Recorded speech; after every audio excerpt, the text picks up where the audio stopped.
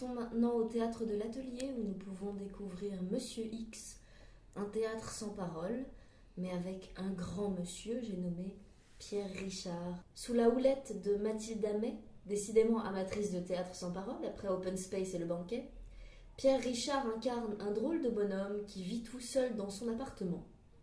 Entre poésie et humour, Monsieur X entraîne le spectateur dans un univers aussi loufoque que tendre, absurde et réaliste. Sur Twitter, Eva Rock dit « Le théâtre offre des moments de grâce. Celui-là est précieux, original, poétique. » Bénédicte du blog La Nouvelle Claque, Christine du blog Théâtre Côté Cœur. Parlons-en ensemble. Alors, moi je pense que ça aurait pu être le genre de spectacle fausse bonne idée avec une tête d'affiche assez connue et où on se dit bon on va voir mais on y va pour lui et on verra bien ce que ça donne. Et d'ailleurs j'étais surprise de voir que l'affiche a changé entre le début de la pièce où on ne voit qu'un nuage et où maintenant ils ont remis sa tête. Je sais pas si vous avez vu ça. Mais maintenant, l'affiche a de nouveau la tête de Pierre Richard dessus. Bref. Mais toujours est-il que j'y allais un petit peu sceptique. Et en fait, j'ai beaucoup aimé le fait que ça offre une pause de poésie dans des vies qui sont quand même très denses en mots, en discours, en plein de choses. Et en fait, là, c'est juste visuel et c'est juste quelque chose de l'ordre du ressenti avec effectivement ce clown un peu dégingandé avec...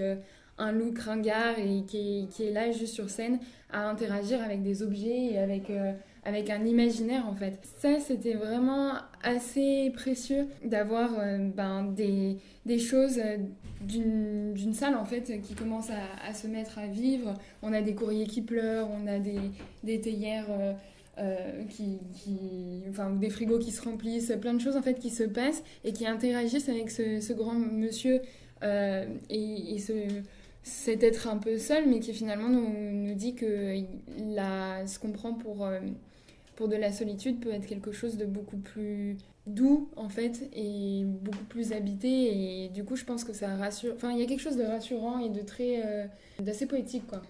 Je suis tout à fait d'accord avec toi. On est dans un univers un peu hors du temps. Moi, je trouvais que c'était un spectacle nuage, un truc un peu... Oui, et c'est ce qu'on voit. Il y a une très belle utilisation des effets spéciaux aussi et des trucages qui sont réalisés par Arthur Chavaudret et Alan Sartori. Il y a énormément de douceur, de poésie, de nostalgie et en même temps, c'est pas triste. On a cet homme un peu distrait. C'est un peu le personnage du distrait qu'on a souvent associé à Pierre Richard. Un peu loufoque, on ne sait pas trop si c'est la solitude et le veuvage qui l'ont installé dans ce monde où il s'est lui coupé du reste du monde, ou si c'est le monde qui s'est transformé autour de lui pour se coller à son état d'esprit. On a ces objets qui bougent, on a des projections sur la fenêtre, assez loufoques aussi, on est un peu parfois dans un monde un petit peu fantastique, et il y a vraiment énormément de poésie, il n'y a pas de paroles. Mathilde Amet nous a effectivement habitués à ça. Et pourtant, tout est limpide. On est porté par cette douceur. Tu as raison. On casse le rythme de nos vies qui sont complètement à courir en tous les sens pour se poser et vivre ce moment d'amour, de nostalgie et de douceur avec cet homme. Puis il y a souvent, je ne sais pas si tu t'en rappelles, mais il y a souvent des attaques en fait. Enfin, c'est l'extérieur qui essaye de rentrer et qui reste dehors et qui lui permet lui de rester dans un cocon, enfin quelque chose où voilà, enfin il est bien là-dedans et son univers est protégé. Ouais, il y a aussi faut rendre aussi hommage à la musique qui est très belle, enfin tout ce qui a été composé par Amin Malouf rajoute aussi à la poésie et à la tendresse qu'il y a dans ce spectacle. Et moi clairement il y a des passages et des musiques que j'aurais bien ajoutées à ma playlist, donc ça fait plaisir aussi quand t'as cette création, et puis c'est des univers qui sont quand même un peu différents et qui arrivent à se rencontrer pour faire un objet un peu non identifié et qui marche en sachant que moi j'avais un peu cet a priori de départ en me disant voilà, on nous vend la tête d'affiche et finalement c'est quelque chose de beaucoup plus humble. Oui, tout à fait. Je te rejoins sur le côté humble de l'interprétation. Pierre Richard prend plaisir à être ce monsieur X qui pourrait être n'importe quel vieil homme. Et il a beaucoup d'humilité et beaucoup de plaisir à jouer et tout en étant dans son monde et au moment des saluts on le sent. Et quelque part c'est agréable aussi de voir un acteur qui a vieilli et qui fait avec et qui n'incarne pas ce qu'il a été mais ce qu'il est maintenant quoi. Dans son corps, avec son âge et qui prend un rôle qui lui va bien aussi avec ça et du coup qui lui permet d'évoluer aussi dans ce qu'il a proposé comme jeu par rapport à ce qu'il donne aussi comme image quoi. Et donc ça c'était assez cool. Enfin, pour moi, ça va avec l'humilité de la pièce, quoi. Je te rejoins tout à fait. C'est un très beau moment, un joli moment à partager au théâtre de l'Atelier. Merci Christine du blog Théâtre Côté Cœur. Merci Bénédicte du blog La Nouvelle Claque. Je rappelle que vous pouvez découvrir aussi Monsieur I de Mathilde Amet avec Pierre Richard au Théâtre de l'Atelier jusqu'au 8 mars. Donc, vous avez très très peu de temps. Avant de clôturer notre émission, Christine du blog Théâtre Côté Cœur, toujours elle qui veut prendre la parole. Christine, tu voudrais partager avec nous un coup de cœur? Alors, je voulais vous parler d'un spectacle qui s'appelle Vive la vie de la compagnie Interface. C'est une compagnie suisse qui m'avait complètement ébloui il y a quelques années avec L'Oubli des Anges et que je suis depuis. L'Oubli des Anges, c'était un spectacle absolument sublime sur le deuil. Et là, avec Vive la vie, il célèbre la vie, l'évolution de la société, le progrès.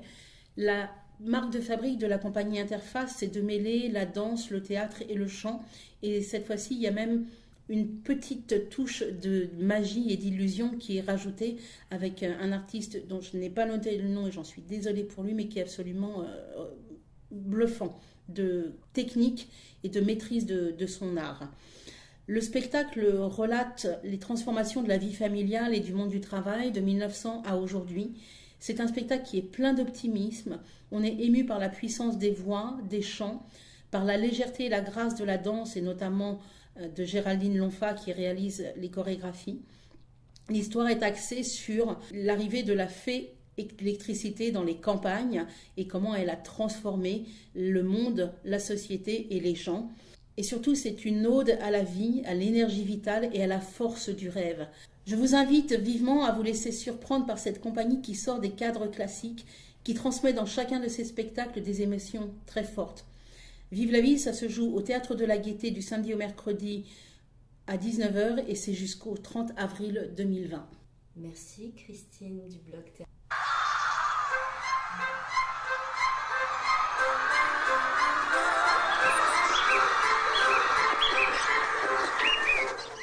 Et voilà, la 27e émission de Radio Mortimer touche à sa fin. J'aimerais remercier infiniment Mathieu Touzé qui est co-directeur avec Édouard Chapeau du Théâtre 14, deux nouveaux directeurs pour un nouveau théâtre qui vient de rouvrir après plus d'un an de travaux de rénovation. C'est un théâtre à découvrir dans le 14e, tout au sud de Paris, donc c'est là où il fait le plus chaud.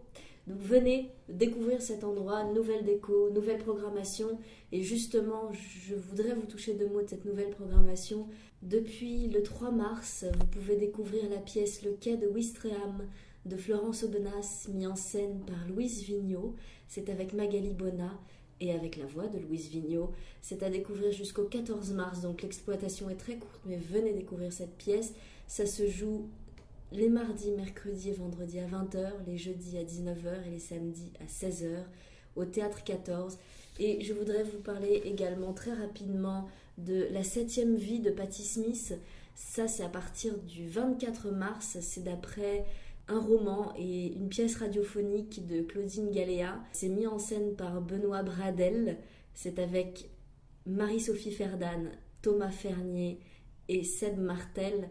C'est une pièce, un spectacle à découvrir mardi, mercredi et vendredi à 20h, jeudi à 19h, samedi à 16h et ça jouera jusqu'au 4 avril 2020, je le rappelle, donc c'est au Théâtre 14, tout neuf Théâtre 14 et encore merci à ce lieu pour cet accueil, pour ce charmant accueil ce soir pour l'enregistrement de la 27e émission de Radio Mortimer.